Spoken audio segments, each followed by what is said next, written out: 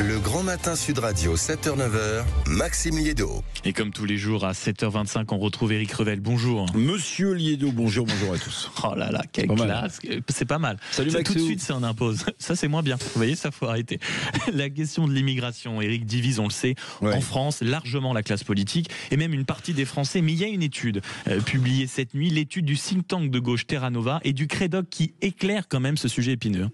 Oui, alors, d'après cette étude, très fouillée, que j'ai lu entièrement, les Français sont majoritairement favorables à une immigration choisie, j'y reviendrai, en fonction des besoins économiques du pays. Il faut dire que la démographie en France, vous le savez, est historiquement très basse.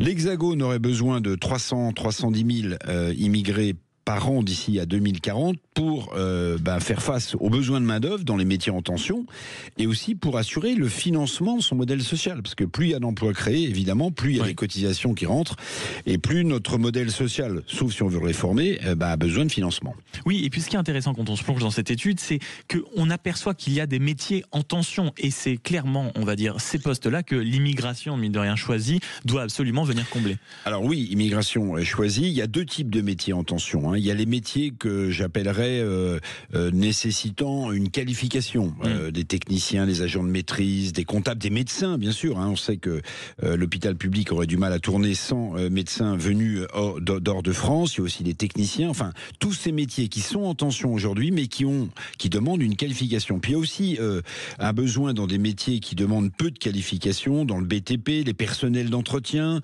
l'accompagnement du service à la personne. Pour ces métiers que j'appelle sous-valorisés, ce sont des immigrés qui occupent la plupart de ces postes. Alors j'ai cette petite phrase tirée de l'étude de Terra Nova qui dit « En occupant ces métiers difficiles à pourvoir, ils contribuent directement au bon fonctionnement et à la stabilité du marché de l'emploi en France. » Alors certes, mais je rappelle qu'il y a quand même 6 millions de chômeurs en France. Il y a 6 millions de chômeurs en France et on a pourtant, à cause de la démographie qui est en baisse, besoin d'une main-d'œuvre choisie étrangère. Vous parlez d'immigration choisie, quand même dans un monde idéal, on viendrait occuper ces postes de travail vacants parce qu'il faut rappeler en même temps que les Français eux-mêmes s'opposent à une immigration illégale qui est par nature de plus en plus incontrôlée. Voilà, c'est le reproche que je ferai à l'étude. Terra Nova, vous savez, qui est ce think tank de gauche, vous le signaliez, qui avait en 2011, dans un rapport conseillé à la gauche, d'abandonner la classe ouvrière, qui n'était plus une base électorale. Avant l'élection de François Hollande. Oui. Voilà, qui n'était plus une base électorale suffisante. En fait, dans cette étude, il n'y a pas de question vraiment fouillée sur l'immigration illégale. Or, si je prends les chiffres, alors par définition, on ne connaît pas le montant exact, le nombre d'immigrés. Mais ça avait été évoqué devant le Sénat et devant certaines commissions par le ministre de l'Intérieur, il me semble. Absolument. Donc, Darmanin, à l'époque, avait chiffré, l'IFRAP a chiffré. Bon, en gros, on estime l'immigration illégale dans notre pays entre 700, je vais être large, et 900 000 personnes. Quand même, il y aurait eu un doublement depuis début 2015. Alors ces chiffres, ils sont basés sur quoi ? Sur les données indirectes des bénéficiaires de l'aide médicale d'État. Vous savez que l'AME, bien sûr. Elle est à disposition des illégaux quand même dans ce pays. Alors comment lutter contre l'immigration illégale alors que l'espace Schengen est toujours une vraie passoire ? Les Français veulent des réponses politiques fermes. Tiens, et pourquoi pas un référendum sur la mise en place de quotas de travail, comme au Canada.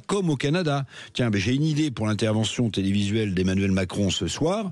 Est-ce qu'il ne pourrait pas, le chef de l'État, demander l'avis des Français sur l'immigration et sur la mise en place, de quotas de travail choisis, et puis nous dire aussi comment ils comptent lutter contre l'immigration illégale. Et peut-être même s'inspirer de ce que font nos voisins anglais. Vous avez vu hier Keir Starmer annoncer que ça y est, tour de vis d'immigration, livret blanc sur le sujet pour que on renie absolument avec tout ce qui s'est fait en la matière. Mais vous savez, les pays qui ont les politiques les plus dures en matière d'immigration et d'immigration illégale sont des pays d'Europe du Nord qui sont des social-démocraties, comme le Danemark ou la Norvège. Donc c'est intéressant. En tout cas, la question est sur la table. Et 8h35, on en parlera de ce sujet forcément avec Laurent Jacobelli. J'aimerais quand même, puisque c'est votre sujet, Eric, vous lire ce qu'a déclaré hier le Premier ministre britannique. Le Royaume-Uni risque de devenir une île d'étrangers et non une nation qui avance ensemble. Ça donne le ton. 7h30 sur Sud Radio.